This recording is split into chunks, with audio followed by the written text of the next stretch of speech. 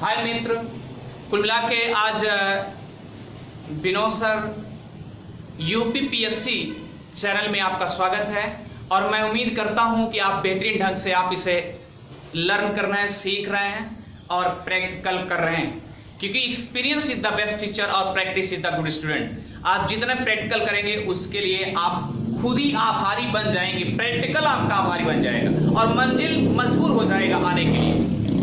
केवल प्रैक्टिकल करिए, साक्षात उतार लीजिए। जैसे आप राम का रोल अदा करते हैं तो राम उस समय बन जाइए। अगर इंडिया है तो इंडिया में रम जाइए। कहने का मतलब उसमें एकदम तुल जाएंगे तो ऐसा हो ही नहीं सकता कि मंजिल आपसे दूर हो जाएगी। कहने का मतलब ये है कि जितने आप उसे आलस करेंगे मंजिल आपकी दूर होती जाएगी और कुल मिला के जितने आप उसे रगड़ करेंगे मंजिल आपकी करीब आती जाएगी। प्यारे, आइए चलते हैं। आज एक नया टॉपिक है भौगोलिक स्थिति इंडिया की, अर्थात भारत की भौगोलिक स्थिति के बारे में जानते हैं। तो सबसे पहले हम ज्योग्राफी पढ़ते समय विशेष रूप से हमको ध्यान देना है कि सबसे पहले मैपिंग कितना अच्छा देख रहे हैं, कितने अच्छे से सीख रहे हैं कि नॉर्थ में क्या है, साउथ में क्या है, पश्चिम में क्या है, अर्थात दक्षिण, उत्तर, पूर्व, पश्चिम और सब डायरेक्शन, उत्तर पूर्व, दक्षिण पूर्व और दक्षिण पश्चिम और पश्चिम उत्तर, ये सब डायरेक्शन के अंतर्गत आते हैं। जैसे सबसे पहले मैपिंग सीखते समय ध्यान देना है आपको। मैप सीखते समय सबसे पहले तो आपको ध्यान देना है कि जब भी, चाहे वह व्हाइट बोर्ड हो, चाहे वह ब्लैक बोर्ड हो या कॉपी हो, हमेशा ऊपर वाला उत्तर होता है, अर्थात नॉर्थ होता है, और इसके सामने फ्रंट वाला क्या होगा, अर्थात नीचे वाला क्या होगा, दक्षिण अर्थात साउथ होगा। क्या होगा? साउथ। और इसके राइट अर्थात उत्तर और दक्षिण के राइट साइड अर्थात दाईं तरफ हमेशा हमेशा क्या होगा, ईस्ट होगा, अर्थात पूरब होगा। और इसके लेफ्ट साइड में अर्थात उत्तर और दक्षिण के पश्चिम में अर्थात लेफ्ट साइड में क्या होगा, आपका पश्चिम, वेस्ट होगा। तो ये चीज आपको, इसे बोलते हैं डायरेक्शन। और ध्यान देना, सब डायरेक्शन में अर्थात उत्तर और पूरब के बीच में जितने भी भाग आएंगे सब उत्तर पूर्व कहलाएंगे, और पूरब और दक्षिण के बीच में जितने भी भाग आएंगे सब आपके दक्षिण पूर्व कहलाएंगे या पूर्व दक्षिण कहलाएंगे, और पश्चिम और दक्षिण के बीच में जितने भी भाग आएंगे सब दक्षिण पश्चिम या पश्चिम दक्षिण कहलाएंगे, और पश्चिम और उत्तर के बीच में जितने भी भूभाग आएंगे सब उत्तर पूर्व कहलाएंगे या पश्चिम उत्तर कहलाएंगे, उत्तर पश्चिम कहलाएंगे। उत्तर पूर्व नहीं, सॉरी, उत्तर पूर्व नहीं बल्कि उत्तर पश्चिम, अर्थात पश्चिम और उत्तर के बीच में जितने भी भूभाग आएंगे सब पश्चिम उत्तर या उत्तर पश्चिम कहलाएंगे। ये याद कर रहा सब डायरेक्शन, अर्थात पहले डायरेक्शन देखना होगा उसके बाद सब डायरेक्शन देखना होगा। आइए चलते हैं सबसे पहले मैपिंग पर, और हम ये उम्मीद करते हैं कि मैपिंग जिस दिन आपको बनाना आ गया, मैप जिस दिन आपने बनाना शुरू कर दिया उस दिन आपको अच्छे से आपको ज्योग्राफी अपने आप आ ही जाएगी, इसमें तो राय नहीं। ठीक, ध्यान दीजिएगा। दूसरी बात यह है कि ज्योग्राफी में इंडिया का मैप, आप सबसे पहले इंडियन ज्योग्राफी पढ़ने जा रहे हैं क्योंकि पीटी का एग्जाम इस सर पे है, और दूसरी बात यह है कि पीसीएस भी लगा है। आप थोड़ा सा डीपली जाएंगे। देखिए, कहते हैं नेचुरल नेचुरल होता है, कृत्रिम कृत्रिम होता है। नेचुरल की बनावट कुछ अलग होती है और कृत्रिम की बनावट कुछ अलग होती है। तो प्यारे, मैं आपके सामने एक छोटा सा फिगर बनाया हूं जो कि इंडिया का है। एक चीज आप विशेष करके ध्यान दीजिएगा, कभी कभी एग्जामिनर छोटी परीक्षाओं में यही पूछता है कि उत्तर में क्या है, भारत का दक्षिणतम क्या है, भारत का पूर्वोत्तम क्या है और पश्चिमतम क्या है, यानी पश्चिम में सबसे पश्चिम में क्या है। तो ये लोकेशन पूछ लेता है। लोकेशन के साथ साथ स्टेट पूछेगा, जिला पूछेगा, स्थान पूछेगा, नगर पूछेगा, यानी कि उसके एग्जामिनर के ऊपर डिपेंड करता है कैसे पूछेगा। तो याद रखना, यहां तक की बात कर रहा हूं, पीसीएस तक भी ऐसे क्वेश्चन पूछे गए हैं, यानी कि भारत का उत्तरतम सीमा, भारत का उत्तरतम सीमा। प्यारे एक चीज ध्यान देना, हमेशा के लिए आप इसे इंदिरा कॉल बोलते हैं। भारत का उत्तरतम सीमा, तटीय सीमा, जिसे आप कहते हैं इंदिरा कॉल। क्या बोलते हैं? इंदिरा कॉल। अच्छा भैया ये बताइए, अगर उत्तर आ गया, उत्तर सबसे उत्तर में बोल दिया गया तटीय सीमा, तो भैया वो दक्षिण में तो कोई तटीय सीमा होगी, है ना? हाँ, तो दक्षिण में भी तटीय सीमा होगी। इसका मतलब ये दक्षिण में अगर उत्तर हो गया तो दक्षिण भी होगा। तो प्यारे भैया इसे बोलते हैं रामेश्वरम। क्या बोलते हैं? रामेश्वरम। क्या बोलते हैं? तटीय सीमा रामेश्वरम बोलते हैं ना। एक चीज ध्यान दीजिएगा, इसे रामेश्वरम क्या बोलते हैं? रामेश्वरम। प्यारे ऐसे क्वेश्चन को ऐसे ही सॉल्व करेंगे आप कि जैसे पूछ लिया गया भारत का उत्तरतम सीमा, तो आपने इंदिरा कॉल बता दिया, और दक्षिणतम। लेकिन अब भारत का पोर्शन तो ये तटीय सीमा है, अगर ये बोल दिया जाए कि भारत का दक्षिणतम पॉइंट बिंदु क्या है, तो ध्यान देना जो कि अंडमान निकोबार में है, जिसे आप इंदिरा पॉइंट बोलते हैं। क्या बोलते हैं? इंदिरा पॉइंट बोलते हैं। इस चीज को ध्यान दीजिएगा, क्या बोलते हैं? इंदिरा पॉइंट। पहले इसे पिग्मेलियन पॉइंट भी कहा जाता था। क्या कहा जाता था? पिग्मेलियन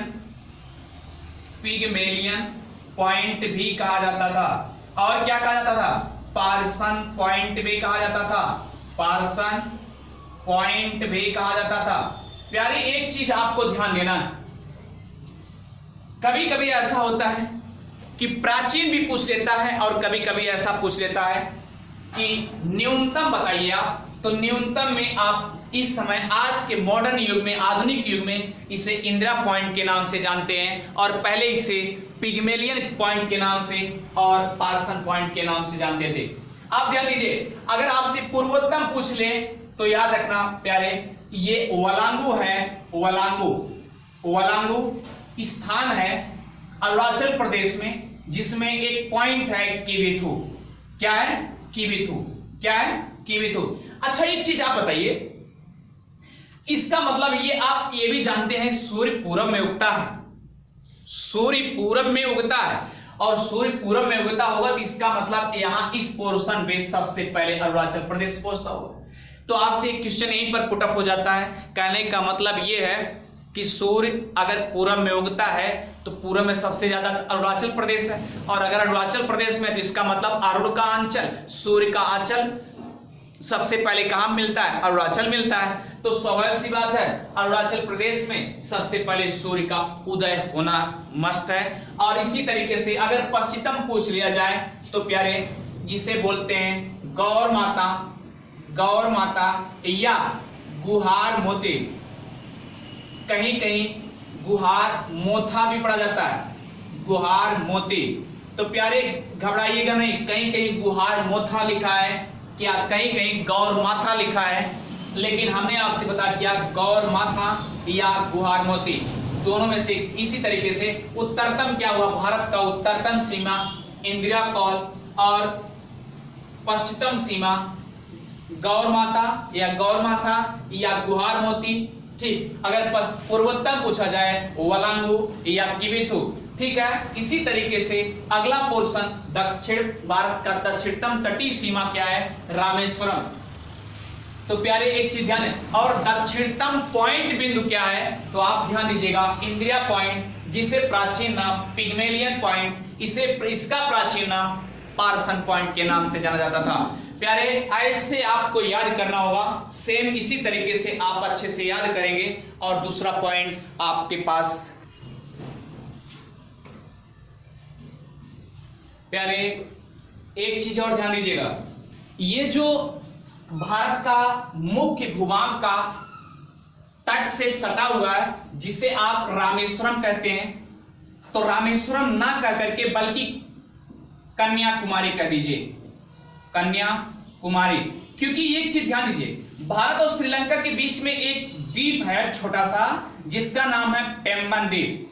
क्या नाम है? पेम्बन द्वीप। क्या नाम है? पेम्बन द्वीप या पंबन द्वीप। अब इसी पंबन द्वीप पर ही ध्यान दीजिए, कन्याकुमारी भारत का दक्षिणतम तटीय मुख्य भूभाग से सटा हुआ है जिसे कन्याकुमारी कहते हैं। ध्यान दीजिएगा। और ध्यान दीजिए, भारत और श्रीलंका के बीच में अर्थात भारत से सटा हुआ एक छोटा सा द्वीप हुआ है जिसका नाम पंबन द्वीप है। इसी पे आप चारों धाम में एक धाम है रामेश्वरम। क्या नाम है? रामेश्वरम। रामेश्वरम। ध्यान दीजिए, ये चारों धाम में एक धाम है रामेश्वरम धाम, जहां आप दर्शन करने जाते हैं। लेकिन भैया एक चीज आप ये भी ध्यान दीजिएगा, अगर हमको पेम्बन द्वीप पे रामेश्वरम धाम दर्शन करने जाना है तो ऐसे तो थोड़ी जा सकते हैं। जाने का मतलब ये है उछल कूद थोड़ी जाएंगे, कोई नदी या ब्रिज होगा, पुल होगा, तो उस ब्रिज पर याद रखना, उस ब्रिज का नाम है आडम पुल। आडम पुल या आदम पुल, घबराइएगा नहीं, इसका नाम है आदम पुल या आडम पुल। कहने का मतलब याद रखिएगा, भारत का उत्तरतम सीमा क्या है? इंदिरा कौल। ठीक। पश्चिम में क्या है भैया? गौरमाता या गुहारमोता या गुहारमोती या गौरमाता, इस तरीके से। अच्छा ठीक है। पूर्वोत्तर में क्या है? वलांगू है भैया, वलांगू। कहीं कहीं आपको ऑप्शन में वलांगू मिल सकता है, कहीं कहीं किबियुथु मिल सकता है। मैंने आपसे ये भी बताया कि भैया हो, आपको ये भी पता है सूर्य पूरब में उगता है, ये पता है ना? सूर्य पूरब में उगता है। जितने ग्रह नक्षत्र हैं सब सूर्य की परिक्रमा करते हैं, स्वयं घूर्णन करते हुए, स्वयं नाचते हुए सूर्य की चक्कर लगाते हैं। तो याद रखना, सूर्य हमेशा पूरब में उगता है। ठीक है। अच्छा, सूर्य हमेशा पूरब में उगता है, तो पूरब में भैया अरुण का आंचल है, अरुणाचल प्रदेश। तो सबसे पहले इसका मतलब किबियुथु वलांगू सबसे पहले सूर्य के सामने आएंगे, और सूर्य के सामने अगर आ जाते हैं तो इसका मतलब क्या होगा? सबसे पहले उजाला यही होता होगा। तो कहने का मतलब प्यारे ध्यान दीजिएगा कि अरुणाचल प्रदेश में सूर्य की किरण सबसे पहले भारत में पड़ती है। तो ध्यान दीजिएगा, वलांगू या किबियुथु क्लियर हो चुका है। अब भैया भारत का दक्षिणतम मुख्य भूभाग जो तट से सटा हुआ है जिसे आप कन्याकुमारी कहते हैं, ये भी आपके तमिलनाडु में है। भैया एक चीज और ध्यान दीजिएगा, भारत और श्रीलंका के बीच में, ध्यान दीजिए, भारत और श्रीलंका के बीच में भारत से सटा हुआ एक आपका द्वीप है जिसका नाम है पेम्बन द्वीप या पंबन द्वीप। और उसी द्वीप पर भैया एक रामेश्वरम, जो गया लगभग गया धाम करने के लिए लोग जाते हैं, एक महीने के लिए वहां पर दर्शन करते हैं। तो यही धाम है रामेश्वरम धाम, रामेश्वरम टेम्पल मंदिर है यहीं पर। कहां पर?